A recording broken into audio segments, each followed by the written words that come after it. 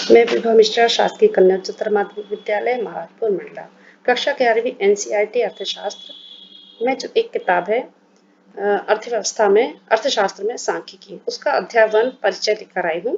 ये अध्याय बहुत ही महत्वपूर्ण है क्योंकि इसमें जो भी हम आगे पढ़ेंगे उसके बारे में इसमें इंट्रोडक्शन है जो हमें बहुत अच्छे से समझना होगा और ध्यान में रखना होगा।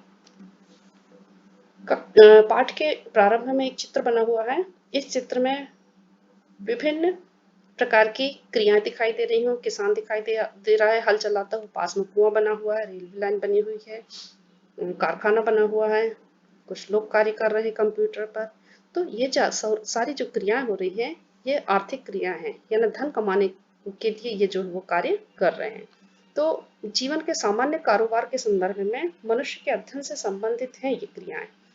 जैसा कि मार्शल ने कहा, ये मार्शल का ही वाक्यांश है कि सामान्य कारोबार जो चल रहा है जिनका संबंध आर्थिक अर्थात धन कमाने से, इन्हीं क्रियाओं का अध्ययन अर्थशास्त्र में किया जाता है।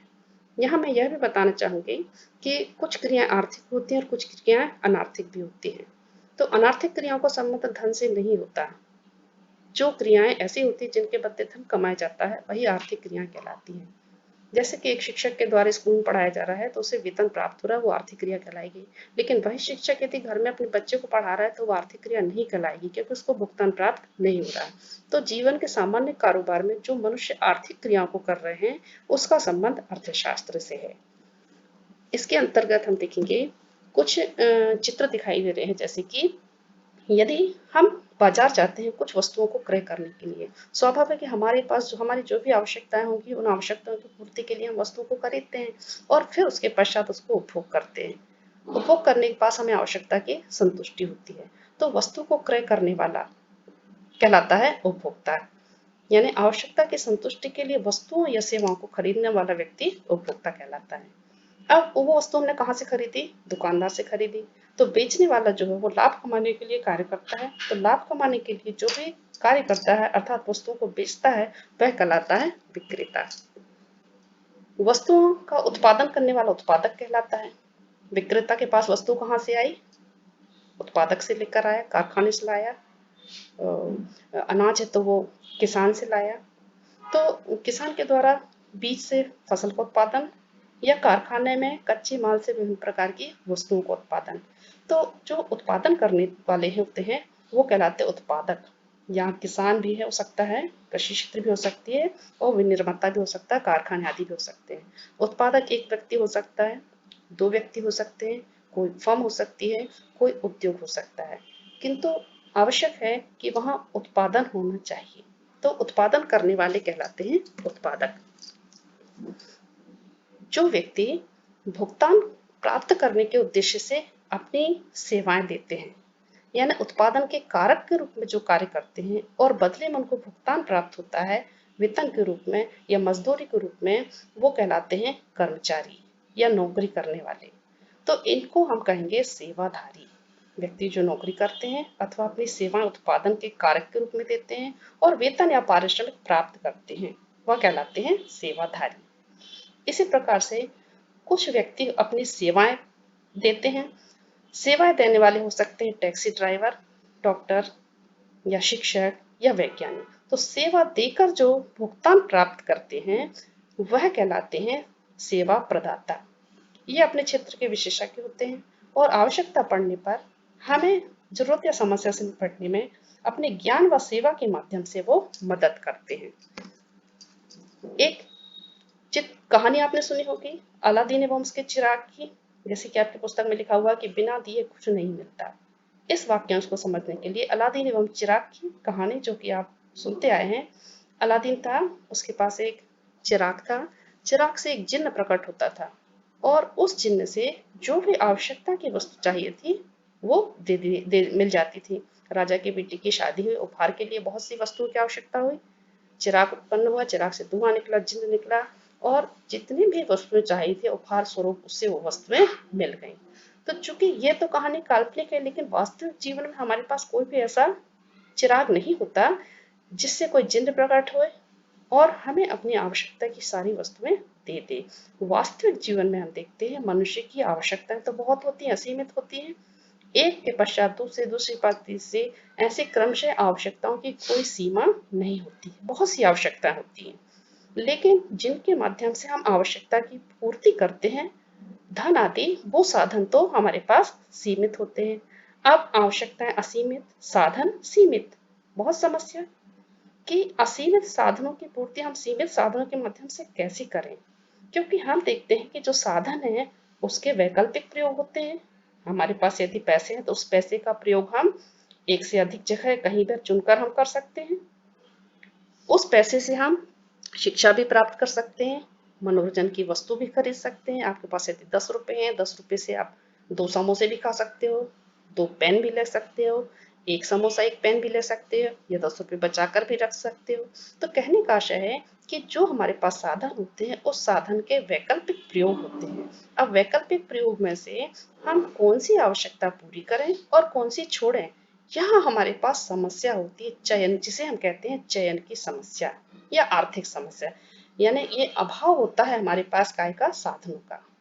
इन साधनों के अंतर्गत हम उत्पादन के साधन जैसे भूमि भी देख सकते हैं। भूमि की पूर्ति सीमित, एक भूमि का टुकड़ा है और उसके प्रयोग हमारे पास वैकल्पिक हैं, यानी उस भूमि के टुकड़े पर हम खेती भी कर सकते हैं, मकान भी बना सकते हैं या कुछ और भी कार्य कर सकते हैं। तो लेकिन हम देखेंगे उसका प्रयोग हम कहाँ करें, किस क्षेत्र में करें, तो इसे हम कहते हैं चयन की समस्या। इसी चयन की समस्या से यहीं से होता है अर्थशास्त्र का उदय, यानी अर्थशास्त्र पढ़ने की आवश्यकता हमें यहीं से हुई। साधनों का जो अभाव है, यहीं से अर्थशास्त्र का उदय होता है। आर्थिक क्रियाओं के अंतर्गत परंपरागत अनुसार उत्पादन के साधन है उपभोग, उत्पादन और वितरण। जैसा कि हमने पहले देखा कि उपभोक्ता उपभोक्ता क्या होता है, वस्तुओं का क्रय करने वाला। वह अपनी आवश्यकता की वस्तुएं लेता है और उसके माध्यम से अपनी आवश्यकताओं की पूर्ति करता है। लेकिन उपभोक्ता के पास जो आय होते हैं वो सीमित होती है और सीमित साधनों के माध्यम से वो सीमित आवश्यकताओं की पूर्ति करता है। लेकिन समस्या ये होती है कि साधनों के प्रयोग वैकल्पिक होते हैं और उसके पास ये समस्या होती है कि किनको पूरी करे और किनको नहीं करे।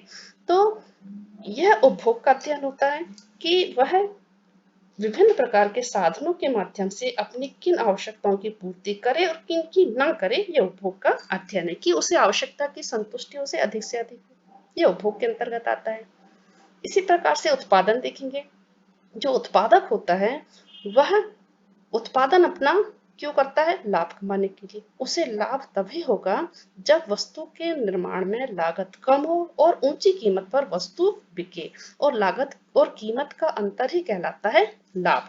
तो लाभ तो वह खुशी खुशी वहन कर लेता है, कभी कभी हानि भी हो जाती है, लेकिन उसका उद्देश्य होता है लाभ कमाना। तो वस्तुओं का जो उत्पादन किया जाता है लाभ कमाने की दृष्टि से, इसका वो चयन कैसे करे, किन वस्तुओं की बाजार में मांग है उन्हीं वस्तुओं का उत्पादन करे। लेकिन इसका चयन करने के लिए किस प्रकार से ये चयन करता है या इससे संबंधित और भी बातों का अध्ययन जो है वो उत्पादन के अंतर्गत आता है या उत्पादन का अध्ययन। वितरण देखेंगे। कुल आय या राष्ट्रीय आय, उसको उत्पादन के विभिन्न साधनों में भूमि, श्रम, पूंजी आदि उसमें कैसे वितरित किया जाता है, यह वितरण का अध्ययन है। इसके पश्चात हम अभी परंपरागत अनुसार देखा था, किंतु आधुनिक अर्थशास्त्र में देखें कि उत्पादन, उपभोग और वितरण के अलावा कुछ और भी समस्याएं होती है जिनका कि आधुनिक अर्थशास्त्र में अध्ययन किया जाना चाहिए और किया भी जाता है। तो वो समस्याएं जैसे गरीबी, बेरोजगारी, निरक्षरता, स्वास्थ्य। अब इन समस्याओं को यदि हम देखते हैं तो इन समस्याओं के बारे में हमें सारी जानकारी विस्तृत रूप से आंकड़े के रूप में रखना होगा, तभी इन हम समस्याओं को मापेंगे। यानी जैसे गरीबी का मापन करना है हमें, तो देखना होगा कितने लोगों की आय अधिक है, कितने मध्यम वर्ग के हैं और कितने निम्न वर्ग के हैं। अब निम्न वर्ग की आय है तो उनकी आय कितनी है जिनको कि हम गरीबी के अंतर्गत रखें, उनका हमें विश्लेषण करना होता है। और यदि हम उन समस्याओं को निपटना चाहते हैं, समस्याओं से निपटना चाहते हैं, तो उनको हमें सरकार के सम्मुख यदि रखना है तो हमें आंकड़ों के रूप में उनको रखना होगा। इसी प्रकार से बेरोजगारी देखें तो कितने लोग शिक्षित हैं, कितने लोग अशिक्षित हैं, कितने लोग शिक्षित है तो उनको रोजगार नहीं मिला, तो उनसे संबंधित भी हमारे पास यदि आंकड़े होंगे तो आंकड़ों के बारे में हम अध्ययन करेंगे। उसके पश्चात ही हम उससे संबंधित समस्या को रखेंगे और समस्या का निदान भी हम उसको आगे बढ़ाएंगे।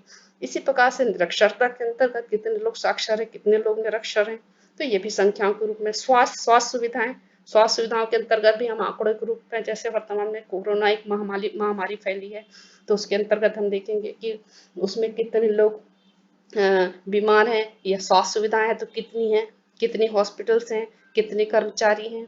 तो ये सारी बातों को हम आंकड़ों के रूप में रखेंगे। आंकड़े यानी संख्याओं के रूप में। तो जहां आंकड़े और संख्या की बात आती है वहीं आता है सांख्यिकी।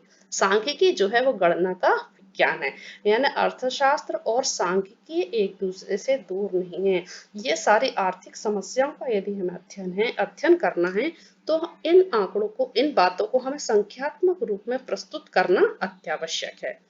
यानी सांख्यिकी क्या है आगे हम देखेंगे। तो सांख्यिकी, जैसा कि मैंने बताया, ये संख्याओं से संबंधित बातों का अध्ययन किया जाता है, गणना का विज्ञान है सांख्यिकी। इसका प्रयोग दो भिन्न अर्थों में होता है, एक वचन के रूप में और बहुवचन के रूप में। एक वचन के रूप में जो आंकड़े होते हैं, जो संख्याएं होती हैं, उनका संकलन किया जाता है, वर्गीकरण किया जाता है, प्रस्तुतिकरण, विश्लेषण, निर्वाचन। चूंकि ये इस अध्याय में परिचय को लेकर है, तो इसमें हम इससे संबंधित आगे भी हम अध्ययन करेंगे आगे के अध्यायों में। तो एक इसमें परिचय है, तो इसमें एक वचन के अंतर्गत आंकड़ों का इस प्रकार से अध्ययन किया जाता है। और बहुवचन के रूप में देखें सांख्यिकी, तो इसमें व्यवस्थित रूप से संग्रहित संख्यात्मक तथ्यों से है इसका आशय। जो आंकड़े हैं उनको व्यवस्थित रूप से हम संग्रहित करेंगे और आगे फिर इससे कुछ निष्कर्ष निकालते हैं। आगे एक तालिका बनी हुई है, जैसे आंकड़े जो सांख्यिकी हैं और आंकड़े जो सांख्यिकी नहीं है। अब जैसे लिखा हुआ कि भारत में जनसंख्या घनत्व वर्ष 1951 में 117 था, जो 2011 में बढ़कर 382 हो गया। ये आंकड़े हैं सांख्यिकी। अब क्यों है सांख्यिकी? क्योंकि सांख्यिकी के अंतर्गत जो आंकड़े हैं वो ऐसे होने चाहिए कि जिनका कि पहले से कुछ उद्देश्य हो या उनसे हम कुछ उद्देश्य निकाल सकें। अब जैसे कि लिखा हुआ है कि आंकड़े जो सांख्यिकी नहीं है, सोहन ने अर्थशास्त्र में 60% अंक प्राप्त किए, तो ये सांख्यिकी नहीं, क्योंकि यह एक ही अंक है, इससे हम किसी प्रकार का की तुलना नहीं कर सकते या कोई और उद्देश्य नहीं निकाल सकते। कहने का आशय है कि जो सांख्यिकी होते हैं वो समूह में होते हैं, एक से अधिक आंकड़े होते हैं और उनसे कुछ उद्देश्य निकाला जा सके, वह सांख्यिकी कहलाती है। सांख्यिकी क्या करती है? इसके अंतर्गत सांख्यिकी क्या करती है, विभिन्न बिंदु के आधार पर हम देखेंगे। जैसे पहला है नीतियों के निर्माण में सहायक। विभिन्न प्रकार की सरकार के द्वारा नीतियां बनाई जाती हैं, उन नीतियों को के निर्माण में, बनाने में सांख्यिकी सहायता करती है। जैसे उदाहरण के तौर पर हम देखें कि वर्तमान में यदि तेल की कीमतें बढ़ रही हैं, तो बढ़ती हुई तेल की कीमतों को देखकर यह निर्णय लेना आवश्यक होता है कि कितना तेल आयात करना होगा, या तेल की संभावित मांग को देखकर ही नीति बनाई जाएगी कि हमें कितना तेल आयात करना है। तो जहां हम कीमतों की बात करें, मांग की बात करें, तो इनका संबंध संख्याओं से है। जब तक हमें आंकड़े प्राप्त नहीं होंगे तब तक हम किसी प्रकार की नीतियों का निर्माण नहीं कर सकते। फिर आर्थिक तथ्यों को संख्यात्मक रूप में प्रस्तुत करना। कुछ तथ्य है, कुछ बात है, जैसे हम कहेंगे कश्मीर में भूकंप के दौरान 310 लोगों की मौत हुई, तो ये कहीं अधिक संख्यात्मक तथ्य है। लेकिन 310 लोगों की मौत हुई तो ये तो आंकड़े हैं। लेकिन यदि इसी बात को हम इस तरीके से कहेंगे कि सैकड़ों लोगों की मौत हुई, तो यह सांख्यिकी तथ्य नहीं है, क्योंकि जब हम सैकड़ों की बात करें तो इसकी संख्या 100 भी हो सकती है, 100 से लेकर 900 तक हम सभी को सैकड़ों बोलेंगे। लेकिन यदि हम 310 बोल रहे तो ये सांख्यिकी तथ्य है, यानी ये स्पष्ट रूप से हमें बताना होगा कि संख्या क्या है। तो कश्मीर में आए भूकंप के दौरान 300 लोगों की मौत हुई, इस तथ्य को हमने संख्यात्मक रूप में प्रस्तुत किया। फिर देखेंगे सार्थक एवं समग्र सूचना प्राप्ति। यदि मान लीजिए आंकड़े बहुत अधिक हैं, बहुत अधिक संख्या है, तब हमें उन्हें याद रखना संभव होगा। लेकिन सांख्यिकी विधियों के माध्यम से हम उनका औसत निकालकर उनको सार्थक एवं समग्र सूचना को हम संक्षिप्त रूप में याद रख सकते हैं और बता सकते हैं। फिर देखेंगे हम तुलनात्मक अध्ययन में सहायक। विभिन्न देशों का या विभिन्न फर्म का या विभिन्न उद्योग का, जैसे हम देखेंगे दो देशों की राष्ट्रीय आय की हमें तुलना करनी है, तो राष्ट्रीय आय का संबंध संख्या से होता है, आंकड़ों में होगी वो राष्ट्रीय आय, और दो देशों की राष्ट्रीय आय, विभिन्न देशों की राष्ट्रीय आय लेकर हम उसका तुलनात्मक अध्ययन आसानी से कर सकते हैं। फिर देखेंगे हम पारस्परिक संबंध में सहायक। पारस्परिक संबंध में सहायक यानी दो बातें हैं, यदि जैसे हम देखेंगे एक उदाहरण कि मान लो 2010 में आगे होने वाला उपभोग का स्तर क्या होगा, यानी अपेक्षित उपभोग क्या होगा। तो इस बात को ध्यान में रखकर ही हम उत्पादन की कोई योजना बना सकते हैं कि 2010 में उपभोग का स्तर क्या होगा, जो वस्तुओं का उत्पादन करेंगे वो उपभोग होंगी अथवा नहीं होंगी। तो इनका हम आपस में पारस्परिक संबंध यानी किसी भी चीज को पूर्वानुमान निकालने के लिए हम सांख्यिकी विधियों को प्रयोग में ला सकते हैं। इसी प्रकार से पूर्वानुमान में सहायक, यही अपन ने देखा अभी, है ना। फिर देखेंगे आर्थिक समस्या का समाधान। तो विभिन्न प्रकार की आर्थिक समस्या जैसे अपन ने देखी थी, बेरोजगारी, मूल्य वृद्धि या निर्धनता या बढ़ती हुई जनसंख्या, इन समस्याओं का समाधान भी हम सांख्यिकी के माध्यम से कर सकते हैं। पहले से संबंधित हम आंकड़ों का, संख्याओं का एकत्रीकरण करेंगे, फिर उसका विश्लेषण करेंगे और विश्लेषण के पश्चात हम इससे कुछ नीति बनाएंगे और फिर हम उससे फिर समस्या का समाधान करेंगे। Thank you.